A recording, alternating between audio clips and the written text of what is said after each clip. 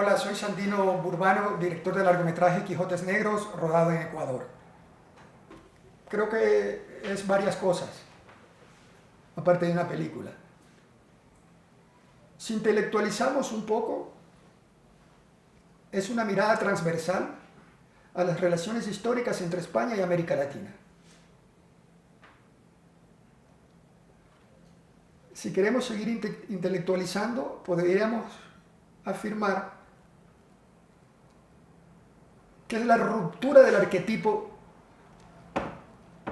quijotesco. Aquí hay una suerte de traslación. Podríamos decir que en realidad Sancho es un Quijote. Es más, también podríamos decir que el enano es el Quijote, pues que él es quien promueve todos los acontecimientos dentro de la película.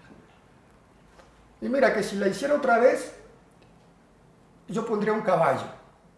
Porque en la película Rocinante no está.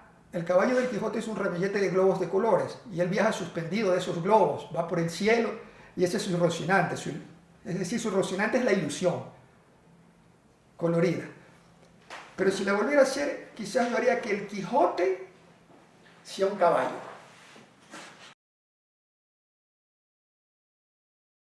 Bueno, mira, esto nace por varias causas, tiene algunas motivaciones.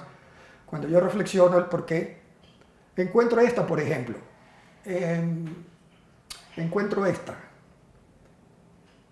Cuando leí la primera vez la novela de Don Quijote, yo era un poco menos que un adolescente. Y a mí me gustó, pero a la vez me quedé con un sinsabor. De que era el señor feudal, el Quijote, quien protagonizaba la búsqueda de la belleza, quien protagonizaba la búsqueda del ideal. Y Sancho es una especie de esclavo, de porquerizo, muy noble, fiel amigo, que procura ser un soporte para que su señor feudal alcance ese sueño. Y yo decía, ¿por qué no al revés? ¿Por qué no el porquerizo y el señor feudal se prestó? ¿Por qué no? Entonces me quedó eso latiendo. Y con el paso de los años traté de que esta vez en la película Sancho sea quien tenga acceso, derecho a concretar la búsqueda de la ilusión, ¿no? Que no se quede en la búsqueda mental, sino ejercerla. Cuando yo era niño, fui a un paseo, a una playa de Esmeraldas, y el camino era muy resbaloso, fangoso, el vehículo siempre estaba patinando porque llovía en exceso. Y para mí, en lugar de paseo, se hacía una tortura.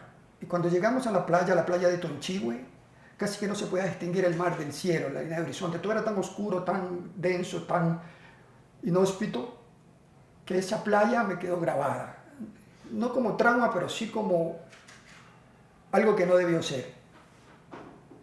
Entonces, en ese momento. Y pensé que yo tenía que liberar esa situación haciendo que transcurriera algo, no sé si inusual, pero algo mágico. Algo que pintara de colores toda esa playa, ese recuerdo. Sentí que algún día no sabía cómo, pero que tenía que transformar en mi recuerdo y en mi experiencia de vida esa playa, esa situación, esa vivencia. Y cuando escribí el guión decidí que en esa playa transcurre la mayor parte de la historia, con todos sus desbordes, su fantasía, etc., para pintarla, pero como un hecho real. Son pinceladas mías ayudadas por la generosidad de los actores y del equipo técnico. Entonces fuimos a pintar esa playa de otro modo, pintarla en el tiempo. Yo quería dos actrices que representen la dignidad, un poco la soberbia, un poco el orgullo, de una manera algo sofisticada. Por eso elegí dos profesionales donde en ellas distinguí que poseían herramientas con las cuales yo podría trabajar y construir eso. Pero quería dos profesionales. Quería actrices más mentales, más mentales, capaces desde la mente de elaborar sus personajes. En el caso de los hombres, que eran tres, que yo quería individuos, sujetos más salvajes. Salvajes en el sentido que no están domesticados por la actuación, por la experiencia de estar en el teatro, por la experiencia de estar en el cine, aunque uno de ellos sí había participado en teatro y en rodajes de comerciales, sin embargo no estaba magnetizado todavía por el oficio. El oficio no lo había imantado, tenía un sentido de libertad en el día a día, vivía en la calle, dormía en las garitas de los guardias de seguridad, dormía en las bancas de las estaciones de los buses, porque no tenía casa, porque tenía un sentido del desprendimiento venido de su militancia con los Krishnas, era un espiritualista Krishna. Entonces había adquirido el sentido del desprendimiento o el don del desprendimiento y vivía y dormía así. Por tanto, el día a día del teatro o de la publicidad no había conseguido apresarlo, digamos, no en sentido peyorativo, sino en sentido ilustrativo. Entonces, me gustó eso de él y le propuse que sea el Quijote. En cuanto al enano, tuve muchos problemas porque hice un casting de, creo, 10 o 12 enanos y no lo lograba. Fue un amigo quien me lo llevó. Me dijo, es un enano músico que vive en Guápulo y que yo lo vi y sentí que era. Pero sin embargo, le hice la prueba, le hice el casting y me convenció. Con él trabajamos, hicimos ensayos, con todos ensayamos. Ahora, ¿cómo trabajamos con él? Él es músico, entonces yo trataba de representar las emociones del enano, no desde la razón, sino desde la motivación sensorial. Por ejemplo, yo le decía, tú sabes cuando estás haciendo percusión en la orquesta, generar ritmos lentos, ritmos rápidos, agitaciones, descansos, reflexiones, eso es lo que vas a hacer. Entonces, era más un poco grotowskiana la búsqueda de la representación actoral. Entonces yo trataba que él actuara como si fuera el sonido de un instrumento de percusión. Sancho es un gordo que tampoco tenía prácticamente experiencia actoral. Él vende pinchos, vende helados, a veces es conductor. Me costaba, a él llegué también, con él me conocí a través de un amigo y tuvimos que trabajar actoralmente, fuerte. Yo necesitaba un personaje voluminoso para ese rol y grande, que sea más grande que el Quijote, para invertirlo de la novela. Para que desde lo visual ya vaya ganando el protagonismo Sancho. Entonces, con él trabajamos poco, pero bastante.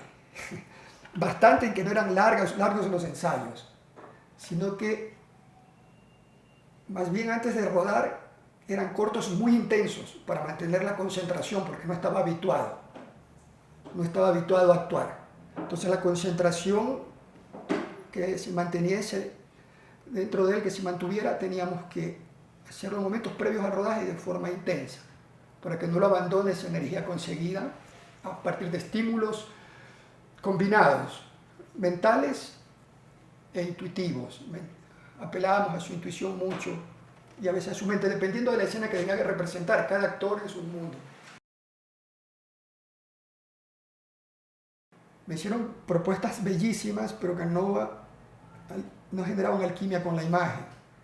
Entonces no podía aceptarlas y eso también me hizo sufrir. Mira, que quizás eso me angustió más que no disponer del dinero para la postproducción. Porque el otro es material y siempre está ahí, va y viene, ¿no? En cambio, lo artístico, lograr generar esa magia o esa poética requiere ya de condiciones internas. Entonces yo necesitaba ese músico y eso me hizo esperar mucho. Al final fue un viejo amigo que apareció y con el cual no me había visto hace bastante tiempo, que comprendió de inmediato cuando conversamos. Empezamos a trabajar instrumento por instrumento y quitando uno, sumando otro. Y enseguida dimos con el tono musical. Me entendió de inmediato. Confié muchísimo, qué libertad, qué libre que me sentí. La película va adquiriendo matices con el tiempo. con el tiempo para mí, ¿no? Entonces también podemos afirmar que existe una liberación del arquetipo. También podríamos decir que existe la liberación de personajes enclaustrados en la historia de la literatura, en un contexto como el ecuatoriano, en un contexto como el latinoamericano, que es un continente nuevo en cuanto a nombre, América, el nuevo continente, y que justamente es un lugar donde se supone que deben germinar y florecer nuevas propuestas de vida, nuevas culturas, pues apropiémonos de esos símbolos culturales europeos, españoles, contextualicémoslos, poeticémoslos, liberémoslos y devolvámoslos. Por eso piden la devolución de la fortuna que se llevaron los españoles durante la conquista. ¿Qué mejor que personajes generados por su literatura les hagan el pedido? Entonces tiene muchas lecturas del Quijote, muchos subtextos. Es largo conversar sobre eso y apasionante. Y me resulta muy bonito.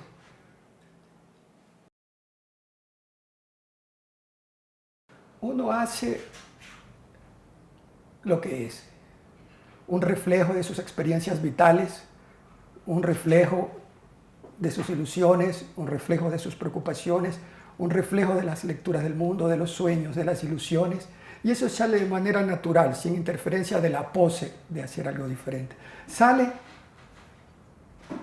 como sale, es un producto honesto, orgánico.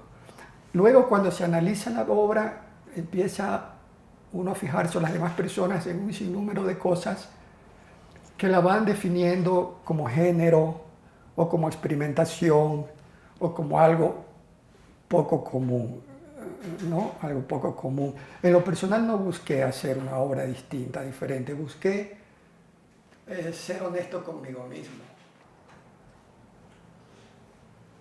Muchas gracias. Ya terminamos. Sí, Muy bien, saludos. Gracias.